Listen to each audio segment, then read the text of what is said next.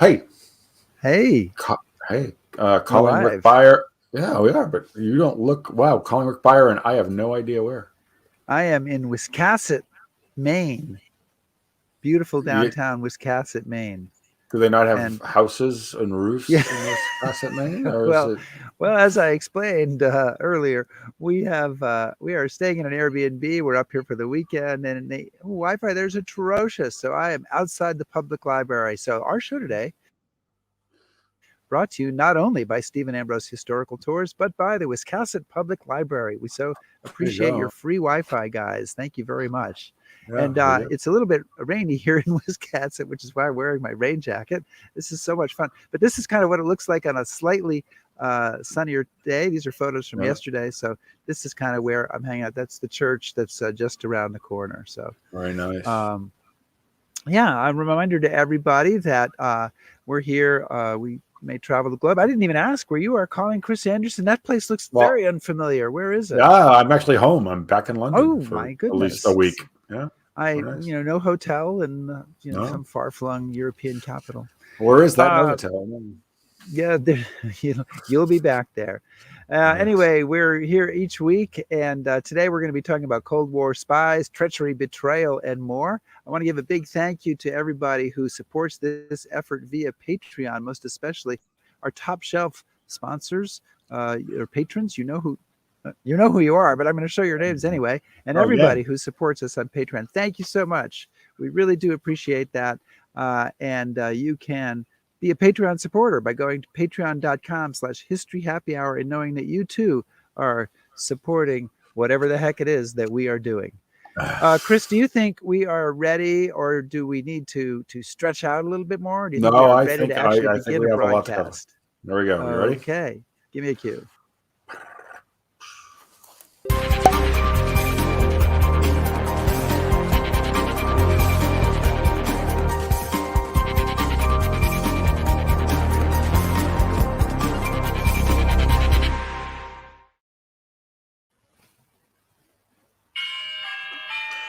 Wow. That's today's bell.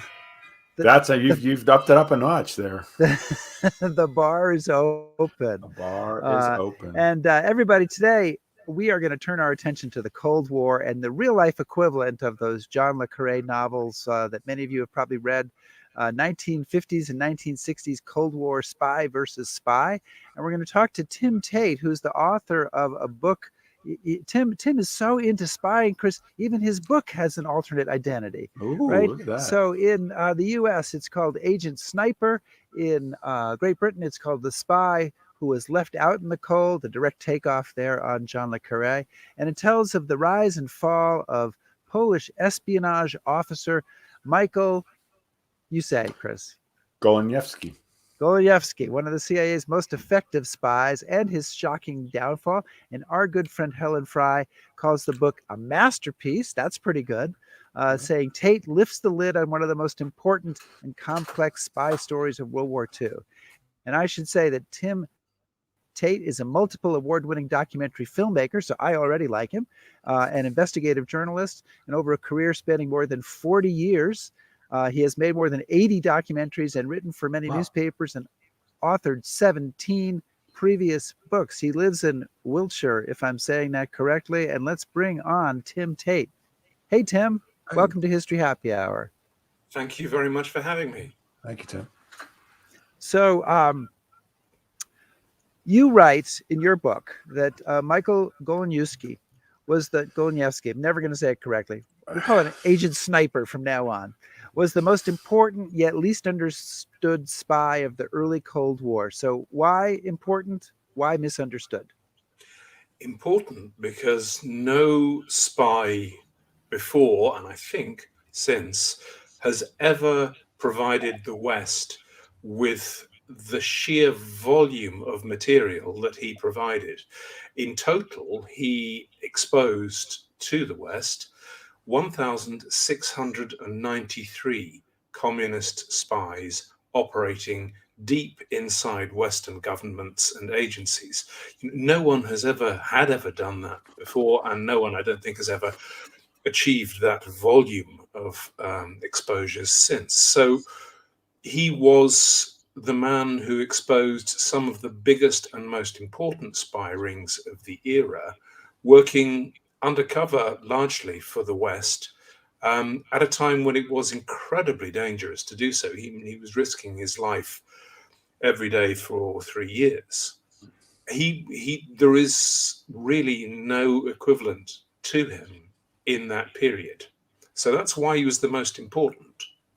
The most misunderstood, well, there's a whole other story, because what happened to Goleniewski after he defected and after he was whisked to safety in the United States is an extraordinary tragedy. It's the story of his own making, his own downfall, and also his persecution and the engineering of his downfall by the CIA's head of counterintelligence. And to put it bluntly, that man, James Jesus Angleton, drove Goleniewski literally insane.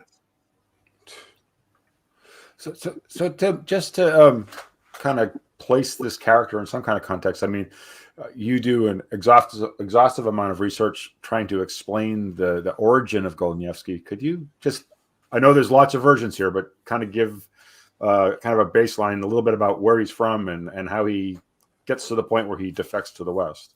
Sure. I mean, the 10-cent tour version is that Michael Goleniewski was he was born before the Second World War. He worked willingly or unwillingly for the Nazi regime during the Second World War, and then joined the Polish intelligence service. He was Polish. And he rose through the ranks of the Polish intelligence services throughout the early to mid 1950s and was highly decorated and very, very highly regarded. I mean, he ended up as one of the most senior Polish intelligence service officers, based in Warsaw, but traveling all over Europe, running spies on its behalf, spies who were at work inside Western democracies. In 1958, he has what can only be described as a Damascene conversion, and he realizes that the Soviet communist system, which has sustained him and indeed promoted him and given him all these riches, and they were riches comparatively, for all these years, was wrong. And he reached out, I think that's probably the kindest way of putting it, to the West. He approached the Americans and said, I would like to spy for you. I would like to provide you with information. He didn't give them his name or tell them where he was from. He used a code name, and his code name that he chose was a German word, Heckenschütz, which translates as sniper, hence the title Agent Sniper. And for 3 years, he delivered this cornucopia of material. I mean, an extraordinary volume of original documents, both from Polish intelligence, but also from the KGB, because he was simultaneously working for the Soviet KGB as its point man in Warsaw. He had access to all of this, and at great personal risk, he funneled this to the West. I was interested in his code name, Agent Sniper, which he gives himself, as you said. And I wonder, just to kind of pose this question to you, do you think that it says anything about his personality or his view of himself and the role that he is playing? Or do you think it's just a random code name? I think very little that Michael Goleniewski did was random. And the nature of the man's personality was, he had a very high regard for his own abilities. In fairness, they were extraordinary. He was a fantastically intelligent and diligent and capable intelligence officer.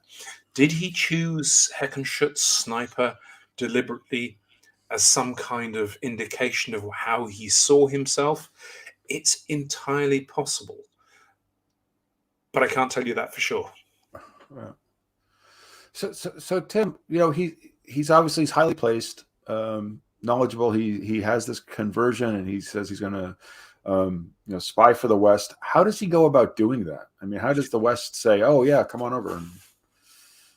He sends a letter wrapped inside another letter, and the external envelope is hand-delivered, I think, to the US Embassy in Switzerland, which was kind of an outpost then, but that's how he did it. And inside, there was a covering note to the ambassador, and he said, inside is a letter which I want you to deliver to the FBI, to J. Edgar Hoover, head of the FBI.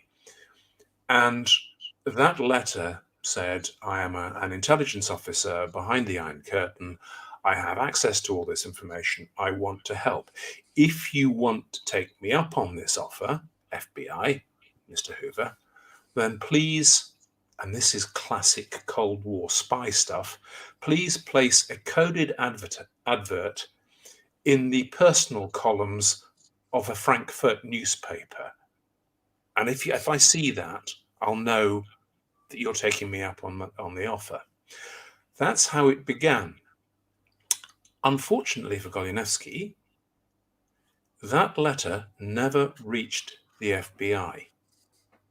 He'd sent it to Hoover and the FBI for a really important reason.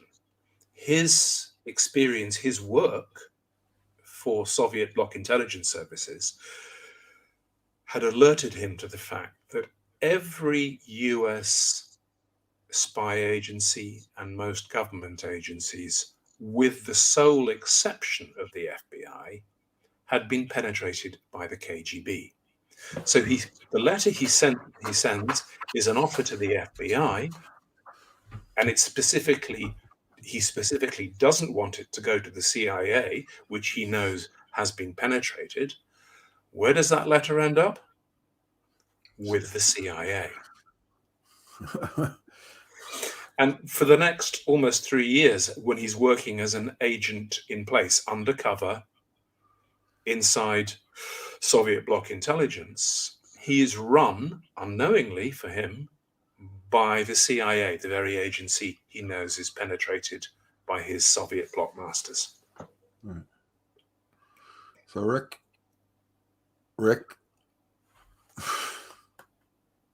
Yeah, I just got it with the first mention, Chris. Got it. All right. Okay.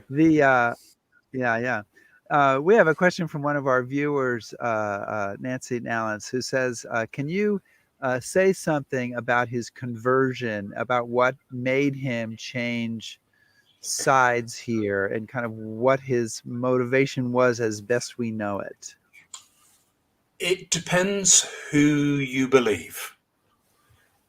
Goleniewski was an extraordinary truth teller, but he was also an extraordinary liar. There's a good qualification for a spy. Yes, exactly. His version of events, and it's a subsequent version of events, is that he saw what was going on inside Poland and inside the KGB, and he realized that this was morally wrong. I got access to his Polish intelligence service file, which is vast. It's 1,100 pages. It tells a slightly different story.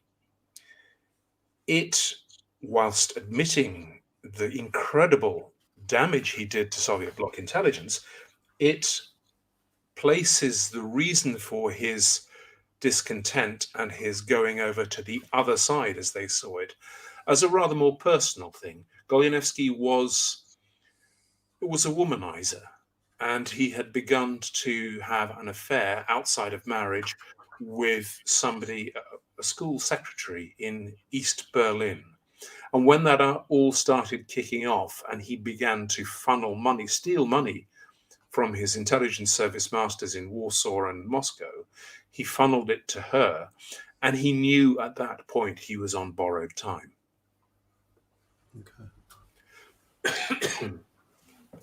So I love all of John le Carré's spy novels, and reading this, I started to feel like this was the real life version. I mean, he's got a dead letter drop at the zoo in Berlin. There are people who have one-time codes, in a hollowed out lighter on the table. It's all the great spy tricks. But one thing that impresses me here in this story, and it's really talking primarily about the CIA, but perhaps also about a number of the spy services, is that you have a certain amount of technical expertise and great spycraft combined with complete incompetence, lapses in judgment, and failure to see the obvious. Those are themes that really run through this entire book. Absolutely right. If we just back up slightly, at the time when Goleniewski first volunteers to spy for the West, the biggest thing that the West, specifically the US and the UK, were lacking was human intelligence. I got hold of internal CIA papers from the time, and they're quite damning. They said we really didn't have a clue what Moscow was up to, and everything we tried went very badly wrong. So they were desperate, or should have been desperate, for someone like Goleniewski to offer this treasure trove of intelligence material. How they handled it, I mean, bear in mind they lied to him for 3 years. He thought he was dealing with the FBI. He was actually being run by the CIA. Everything they did put him at risk. I mean, there's an extraordinary set of papers within both his Polish intelligence file and within CIA material in which the CIA didn't know his identity, but they'd worked out it was someone in Poland high up in the Polish intelligence services. He was spilling the beans on sexual entrapment of US personnel in Warsaw, in the embassy, and somehow this was passed to the very people who were running the Warsaw embassy, the US embassy in Warsaw. So it took about 2 weeks, 3 weeks, a little longer, before news that they had a leak got back to Polish intelligence and got back to the KGB. And they began looking for the mole in their midst. And in just one of the many twists and turns of this, they assigned a particular officer to investigate and to track down the mole who was Goleniewski. The officer they assigned was Goleniewski, who was set to track himself down. And he writes this letter, still thinking it's to the FBI, saying, "You've got to be more careful, guys. They found out about me. Now, I think I've made it all right. But if this carries on, if they do find me, they're going to take me outside and they're going to prop me up against a wall and they're going to shoot me." Now, that should have been a warning to US intelligence to be a damn sight more careful. Unfortunately, it wasn't. So Tim, I'd like to pick up on that because you say some really interesting things, earlier in the book about kind of the growing pains of the CIA and their operating techniques, which it surprised me quite a bit because that's not obviously the image that we have of them today. Lost Chris there. Oh, hang on a second. We're having a bit. Tim, can you hear me? I can hear you. Yeah. He can hear me. You can't hear. So okay. Okay. So it's just my question about. Could you tell us a little bit about kind of the early days of the CIA? Because again, that's not the perception or the image we have, and you talk about that. Really, it's very fascinating in the book about it's a new organization. Yeah, I mean, the CIA was only formally created in 1947, and it was welded together from the various mismatches of wartime and slightly post-war intelligence services, and there was a huge alphabet soup of them. It began in conflict. It was resented by the FBI. Hoover fought tooth and nail to stop it. it was resented by the armed services intelligence departments. It was fighting for territory right from the off. And although it had money thrown at it, and it was thrown at it in a big way, its record of success was dreadful for the first 7 or 8 years or even longer. And as I say, these internal hand-wringing analyses I found from the CIA, they're saying, it's all going terribly wrong. We've got to reorganize. We've got to do better. And they recognized that what they needed was what is known in spy jargon as human intelligence. In other words, someone like Goleniewski. Right. Rick, are you there with us? Well, okay. So I'll just pick up while Rick is getting that sorted. But the other thing that I wanted to touch on too is some of the people they work with. For example, lots of former German intelligence officials. Could you talk a little bit about Galen and his network and how the Americans kind of propped that up? Yeah, after the war, after the CIA was formed, just before 47, 48, West Germany, what would become West Germany, it's spy central. It's the battleground. It's the central zone, the hot zone of the Cold War. And what the US needed was some kind of eye on what was going on just across the border in East Berlin, East Germany, and then further east in the Soviet bloc. And they essentially subcontracted this to a man called Reinhard Gehlen, who was a former Nazi intelligence officer who said, you know what, I've got a great intelligence network ready built. Why didn't you just adopt me? And I'll work for you guys. Which you just forget about my Nazi past. Yeah. Right. Yeah, I mean, well, that was fine. And they adopted and then funded Gehlen and his organization. It became, and this was, a common phrase, he was the CIA's seeing eye dog. In other words, the expression in the UK we call them guide dogs for the blind, but he was, and Gehlen was, the eyes and ears for Western intelligence, US intelligence in particularly, in West Germany. It was unfortunate, to put it mildly, that Gehlen had a very nasty habit of hiring ex-SS officers, including men who had committed wartime atrocities, without bothering to vet them, and didn't tell the CIA what he was doing, and then told the CIA to go to hell when they asked.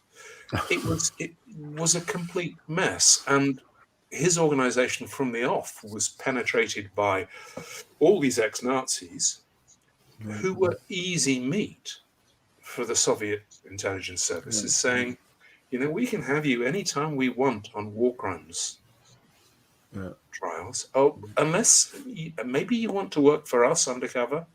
Right. So Gehlen's organization, what became West German intelligence, was penetrated by the Soviet Union, by Soviet intelligence.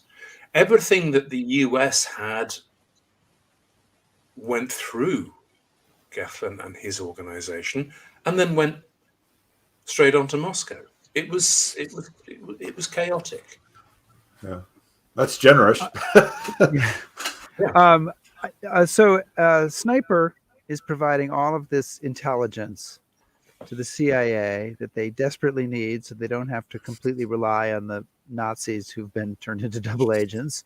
And but he has an enemy, really, or an adversary inside the CIA, somebody you've mentioned before, James Jesus Angleton, who's the chief of counterintelligence for the CIA, and he is highly skeptical. So why is he skeptical, and what effect does this have on how the intelligence is used, or what happens to Agent Sniper? Angleton was fighting for supremacy inside the CIA at that point. there are rival divisions inside the CIA. It has a Soviet bloc intelligence division, and it has Angleton's counterintelligence staff. And Angleton wanted his staff, his counterintelligence staff, to be the supreme unit. In fairness to James Angleton, it was his job to be skeptical. If you're head of counterintelligence, your job is to doubt everything.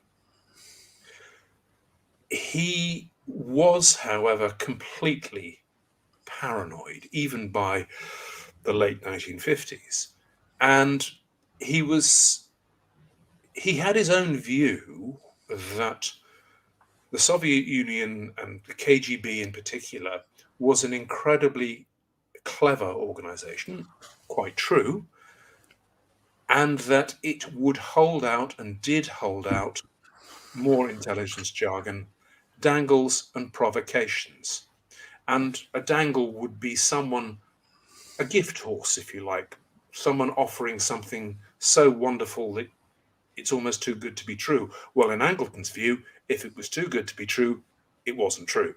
And he took that as a position from day one, so that he was deeply skeptical, indeed hostile to Sniper, which is that's the only name they knew their source, their spy by, from day one, even as Sniper delivered case after case of really serious Soviet bloc spy rings in the UK, in Israel, inside West Germany, in Sweden, in Washington, D.C., Angleton still remained skeptical and hostile. And that ran up to the point in December 1960 when Sniper suddenly contacts the US and said, okay, the game's up for me. They're after me. They're coming to get me. I have to defect. And at that point, the CIA has to exfiltrate somehow Goleniewski from divided Berlin. So Tim, what I'd like to do is, I mean, again, I was staggered by some of the stories in the book and some of the intelligence that he provided and some of the cases that Goleniewski was in. There are too many, and we want people to buy the book. But could you just give us one or two examples of some of the intelligence that he provided and what it led to, that people might, Because I'm in the UK, I'll do the UK one first. Sure. We had a huge case here, which was called the Portland Spy Ring. And essentially it was a couple of mid-level civil servants working inside naval research departments on the south coast of England. They were working for, firstly, Polish intelligence and then the KGB. Goleniewski, before he defected, identified them, or gave British intelligence enough to identify them. They were followed. That surveillance led to the uncovering of 3 previously unknown Soviet spy handlers who were really big fish. They were Morris and Lorna Cohen, who you saw on the screen just there, and another man called Gordon Lonsdale. Now, those weren't their real names. Sorry, Morris and Lorna Cohen were their real names. They were all operating under pseudonyms. It turned out they were all, the Cohens, who you just saw, had been on the run from the FBI for 10 years because they'd been part of the atom spy ring, the Rosenberg case. We had allowed them and all of this previously unknown ring to operate, stealing some of Britain's most important naval secrets, and then by extension the US and NATO naval secrets, and handing them over to Moscow. Goleniewski's information led to that being cracked, and all 5 of them, as it turned out, being arrested. Another one was a very senior MI6 officer who betrayed just about everything that he could, including the CIA's most expensive and important intelligence operation, the Berlin Tunnel. This MI6 officer, George Blake, he betrayed that from day one. These were some of the cases, and there were many, many, many, many more that Goleniewski alerted the West to, and which resulted in successful prosecutions of the spies and the breaking of devastating Soviet spy rings in the West. Whatever else and whatever he did later, and I guess we'll get to that, his record of exposing Soviet bloc spies burrowed into Western democracies was unparalleled and extraordinarily valuable. Rick, yeah. We have a question. So you paint a very dramatic picture of the day that he actually comes over. It's in Berlin. The wall's not up yet, but he picks up his mistress and they make their way over to the American embassy. And this is the first time at which the Americans are going to discover who this guy is who's been sending them all this information. Was there, how close did he come to actually being found out, to being picked up? I know if they made a movie about it, they'd be chasing after him as he crossed over at Checkpoint Charlie, which didn't exist yet, of course. But how close did the KGB come to picking up on him and being able to capture him? Pretty close. He fled Warsaw under the pretext of going to close down his spy rings and going to kiss goodbye to his East German mistress.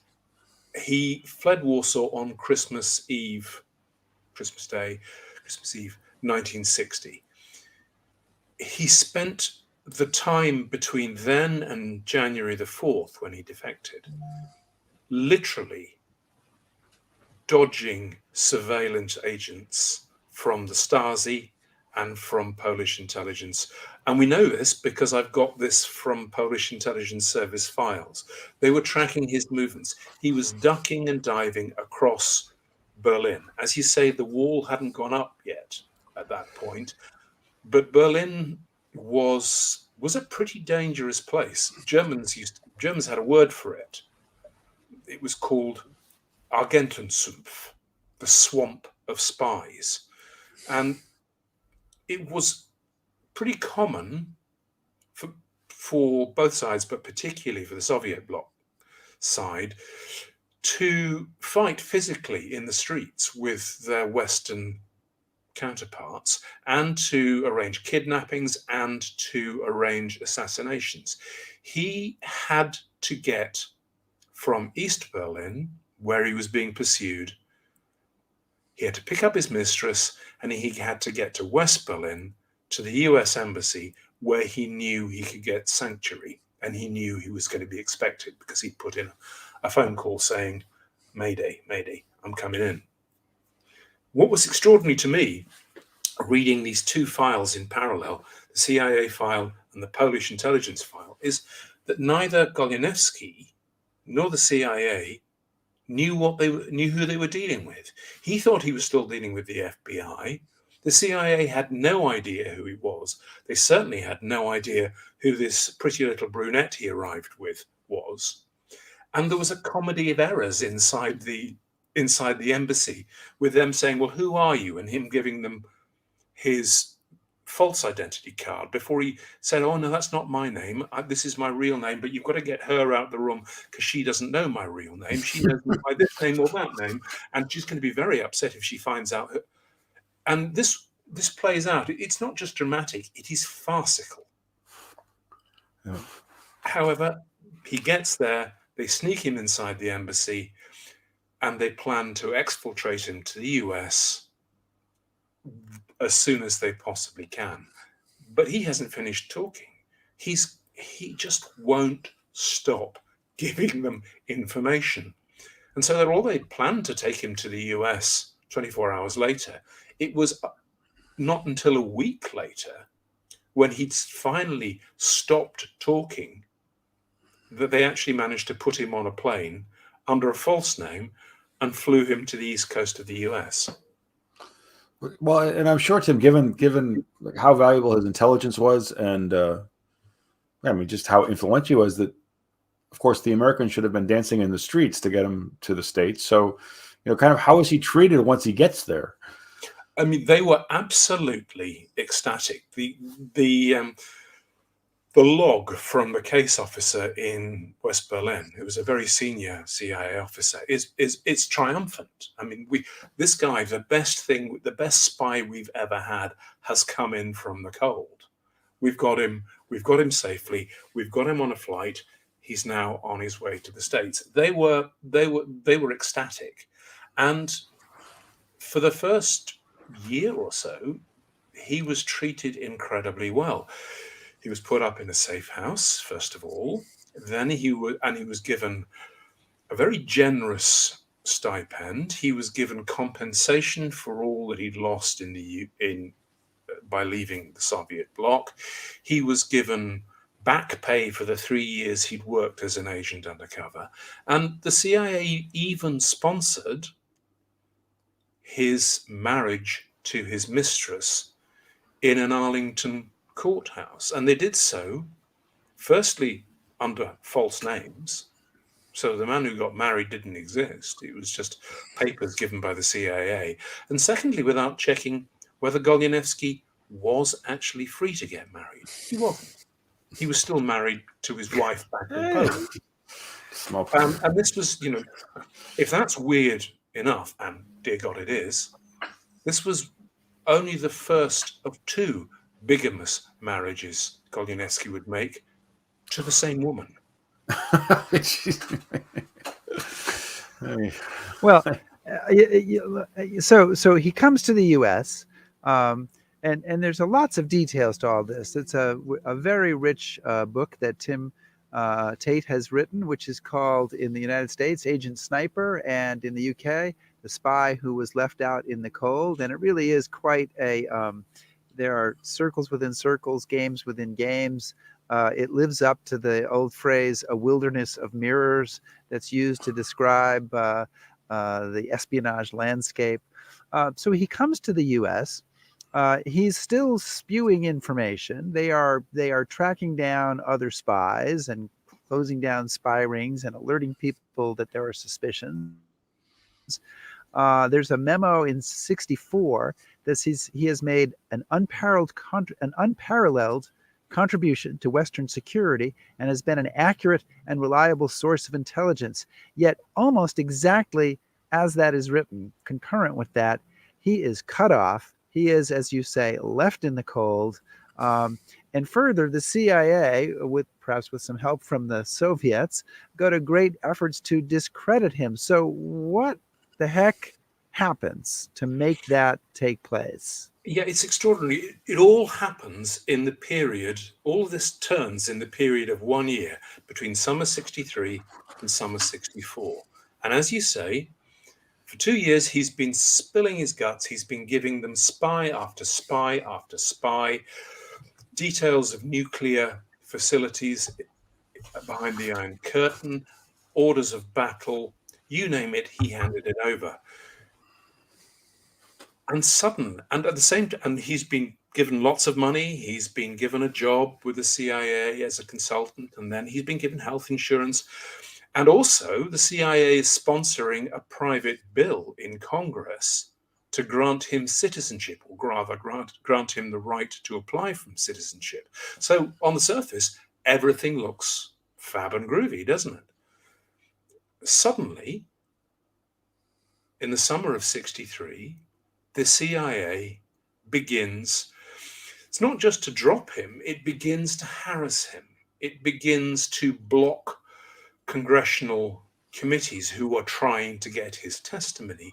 It begins to play mind games. It constantly switches between the cover identities it has assigned him.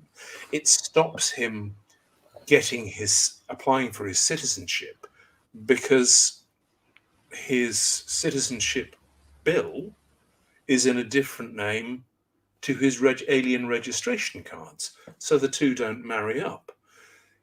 It really begins giving him the runaround. And you have to ask, why?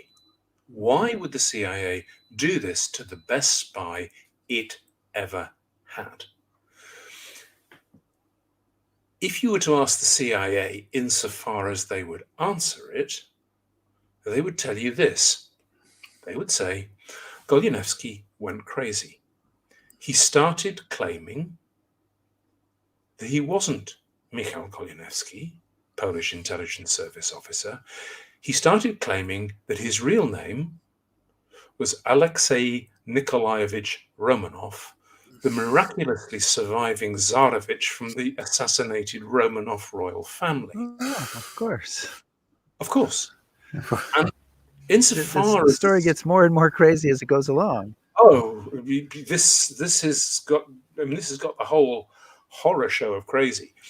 It's absolutely true. Goleniewski did claim that. It was entirely bogus, but he didn't claim that until spring 1964. The CIA began trying to destabilize his mind and to persecute him, and that's the only way I can put it, 9 months to a year earlier. So the question comes back again, why did the CIA do this? And to cut a long story short, it goes back to our friend James Jesus Angleton, who had got into bed with another defector, a rival defector, a man called Golitsyn, who was a con artist and a fantasist, but who convinced Angleton that he, Golitsyn, was the only true source of intelligence, the only true defector ever to come out of Russia or the Soviet bloc, and that any other defector was an imposter, a dangle, a provocation made up by the KGB to fool the CIA and lead it down false leads. That is what began the problems for Goleniewski. It did begin to unsettle him and to shake his mental foundations, but at the same time, he is to blame for this entirely bogus, fraudulent pretense to be the Tsarevich, the miraculously surviving Tsarevich from the Russian royal family, who had in fact been assassinated in 1918.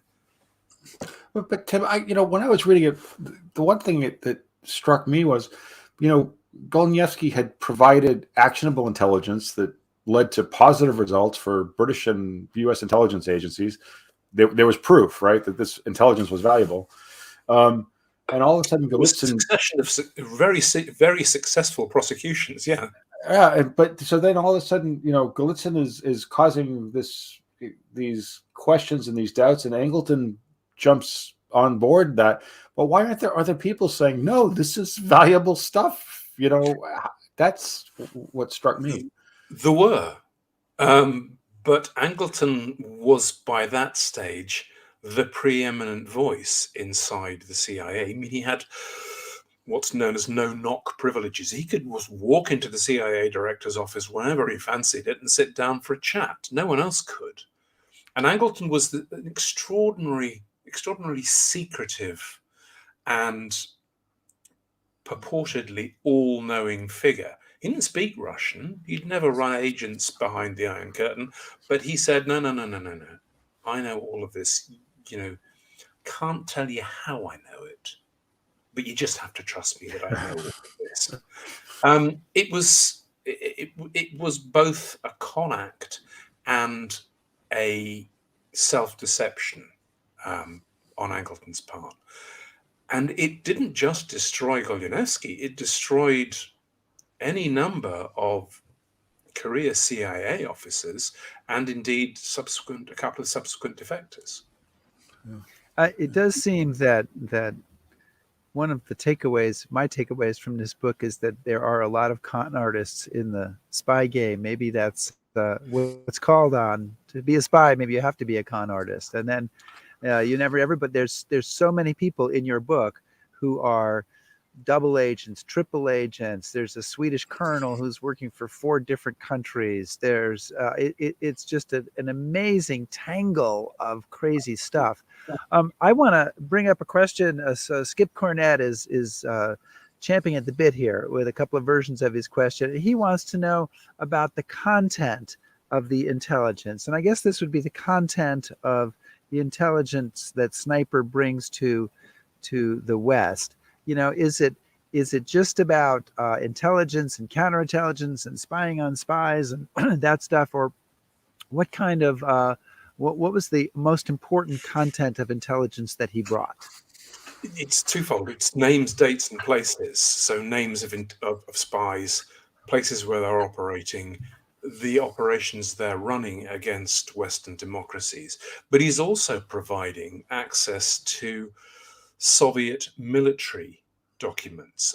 Again, I found a document from a CIA document in which, in one of his hugely long missives while he's working undercover, he provides details of Soviet nuclear facilities, nuclear weapons facilities, and nuclear weapons positioning, and orders of battle, and troop locations.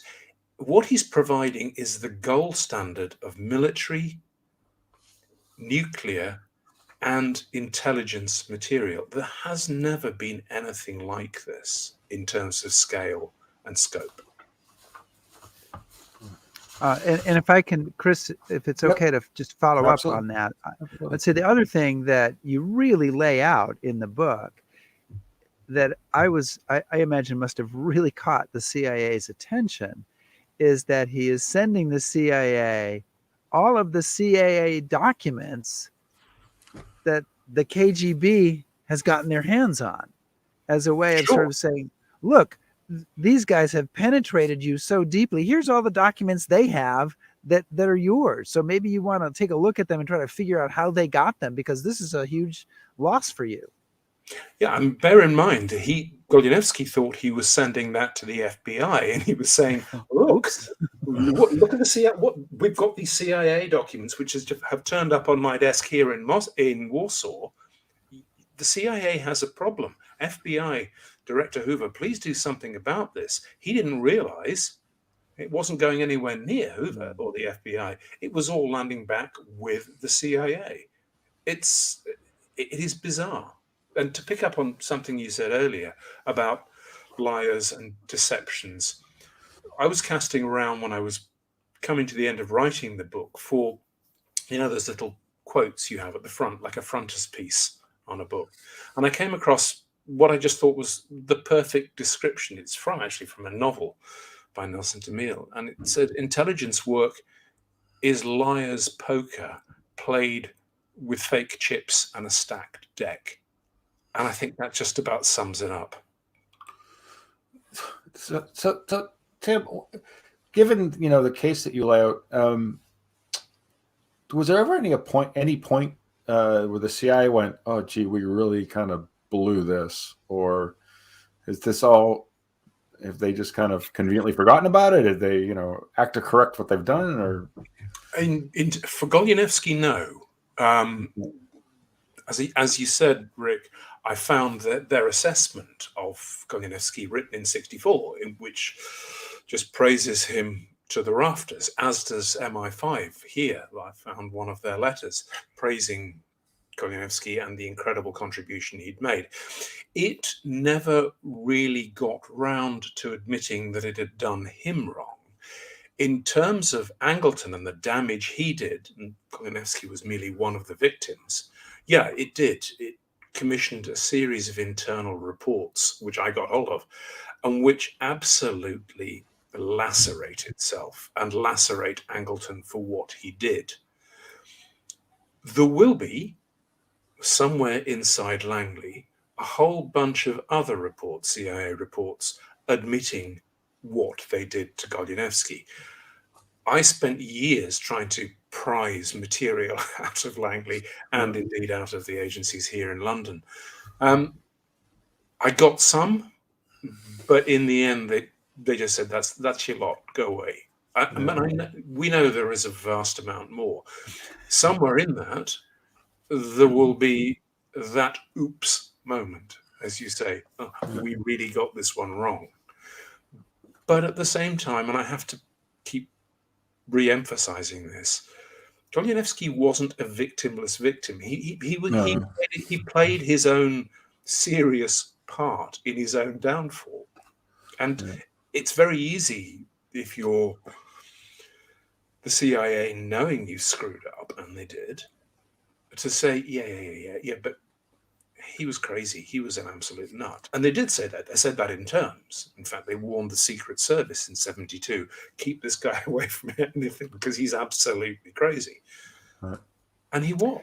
By that point, he had completely lost his marbles. I don't know. Does that answer your question? Sorry. That's I think that does.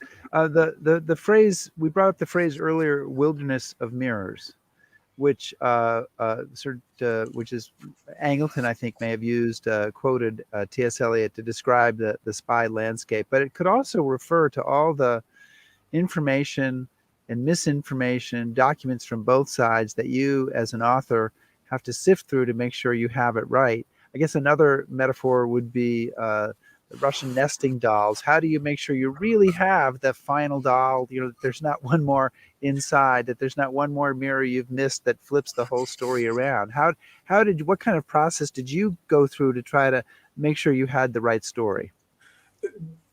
First of all, I'm absolutely sure there are many more Russian nesting dolls. There are many more documents which they just won't give me. For example, I asked MI5, our version of the FBI, I know you have a file on Goleniewski. I know that because I found pieces of it in other files. Please, can I have it? Now, we have no legal right in this country to ask for that, but I asked. And they sent me a very polite note back saying, yeah, we do hold a file on him, but no, you can't have it. Material's far too sensitive to let you have it. So, yeah, I'm absolutely confident there is going to be a lot more. And if they ever let me have it, then I'm sure there'll be a new edition of the book. But frankly, holding your breath is contraindicated. How do I make sure that what I've got is as close to the truth, or is certainly a truth? I do what a lot of writers working in my field do, old journalists, and I'm an old journalist. I put together this enormous comparative timeline. So I could tell you on any given day in January 1963, what Goleniewski said he was doing, what the CIA said he was doing, what Polish intelligence said he was doing, because they were looking for him. We didn't cover this, by the way, but he was sentenced to death in absentia by Poland, and they sent out agents for 8 years trying to track him down.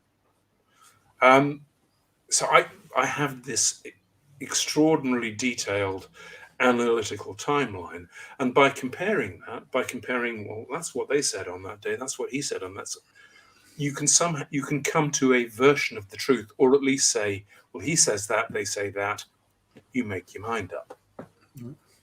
So picking up on that, Tim, though, are there questions, I'm sure there are, but I mean, are there some major questions that you feel you just couldn't get to the bottom of because you just couldn't access the information? I mean, kind of. Yeah, I mean, two in particular. One a sort of professional thing, an intelligence thing. All of these prosecutions which resulted, all the breaking of these spy rings that resulted from Goleniewski's information take place outside the US. Sweden, Germany, Israel, Great Britain, France, all across the NATO countries and the NATO world. He had laid out chapter and verse about penetration of the CIA, of the State Department, of US government agencies and departments. Not a single prosecution. Now, I would deeply like to know what happened to that information and why that was never acted on. Am I going to find it? Unlikely, I think. I'm 66 now. By the time that's released, I'll be dead. Yeah. The second thing that I wrote this right at the end of the book, that I felt that I was missing. I had access to Goleniewski's own writings, and they were huge. I mean, we're talking reams and reams and reams of this stuff. And I knew a great deal about his mistress, his wife, who he married twice, bigamously, under different names. And I knew about his daughter, because his wife, mistress, gave birth to a daughter. But what I didn't have, and I still don't have, is a sense of Goleniewski as a father and a husband. Mm-hmm. So I reached out, I tracked down his daughter. She doesn't go by that name or any of the names and cover names he used anymore. But I found her, and I sent her letter after letter. I hand-delivered letters. I emailed her, and I got absolutely no response. So in the end, I tracked down her phone number, her cell phone number, and I rang her. And I explained what I was doing, and I said, I just want to know about your dad as your dad. I've been a journalist for 40-odd years. I don't think I've ever had the phone put down on me quite so quickly. He said, please, I'm not talking to you. Please don't call me again. Click. Wow. I think I have time to slip one more in, Chris. Yeah, absolutely. And it just to bring us up to today, which is, what lessons does this story have for us today? Because if there's all this spying and counter-spying and misinformation going on in 1958, 1960, 1962, there's at least as much or 10 times as much today. What do you think we should take away from this story in 2022? I asked exactly the same question. Is this just a piece of Cold War curiosity, a fascinating, weird, twist and turny story from the heart of the Cold War, or is there something that matters now? And the answer is that, yeah, there is something that matters now. And other than the fact there are mole spies, Soviet bloc spies, he tried to identify inside British and American intelligence and governments. One of the things he tried to get across from his earliest days working undercover and then afterwards was the extent of the KGB's disinformation operations. He was desperate for the West to understand how much money, time, and effort the KGB put into creating disinformation. The techniques may have changed slightly from the 1950s and early 1960s, but what we are seeing today in the second decade, third decade of the 21st century is exactly that. The Soviet Union may not exist anymore, the KGB may not exist anymore, but Russia and the FSB, which is the KGB's successor, are doing exactly what Goleniewski tried to alert the West to 60 years ago. The actual tools may have changed slightly. The rest is exactly the same, and we haven't learnt that lesson. Well, Tim Tate, thank you so much for helping us learn a few lessons today on History Happy Hour. And I want to just call out your book one more time. In Britain, The Spy Who Was Left Out in the Cold. In America, Agent Sniper. They're both by Tim Tate. It's one book. It is by Tim Tate. It is, it's it has many illnesses, just like Goleniewski. Many marriages as Goleniewski had, but they're fantastic. It's I can't get the number right, but it's a fantastic book, and you were terrific. So thank you so much for joining us today. Thank you so much. You're very kind, and thank you for having me. All right. Good luck with the book. It's great. Thank you. Great pleasure. Yes. Best of luck with this one and the next one, which we understand won't have quite as many difficult names to pronounce in it, but we won't say anything more about that. But almost as many twists and turns. Oh, good. Oh, Then definitely come back. excellent. We look forward to next week. Happy Hour is still opera, comes out, and based on recent evidence, it will be. Please join us. Take care. Thank you. All right, Chris, are you still there? Am I still here? I am. I've had You're still there, It's yeah. been kind of going in and out for me, but yeah, it sounds like it all was audible and visual to everybody else. So that was fun, terrific. And Absolutely. Chris, It's tell very us fun. about next week's guest, which is Peter Hart in his Yes. book Burning Steel. I'm really excited to have Peter back. He was on the show earlier talking about a book about a Royal Artillery Regiment during World War II, but this one now kind of picks up the story. He's working through all the branches, and this is about a tank regiment at war during World War II. Again, kind of the whole period of the war for this one regiment. It's a very intimate look at armored warfare in World War II. Fascinating study, heavy emphasis on the stories of the men who were there. So should be good. And Peter, of course, is the longtime oral historian at the Imperial War Museum, and just terrific recorder of history and a relator of history. So we really look forward to having him back. Exactly. And everybody, thank you so much for joining us. Thanks again to the Wiscasset Public Library for their free Wi-Fi. Thanks to Stephen Ambrose Historical Tours. Thanks to you all. We appreciate your being here and learning and watching this stuff with us. Thanks, everybody. Be safe.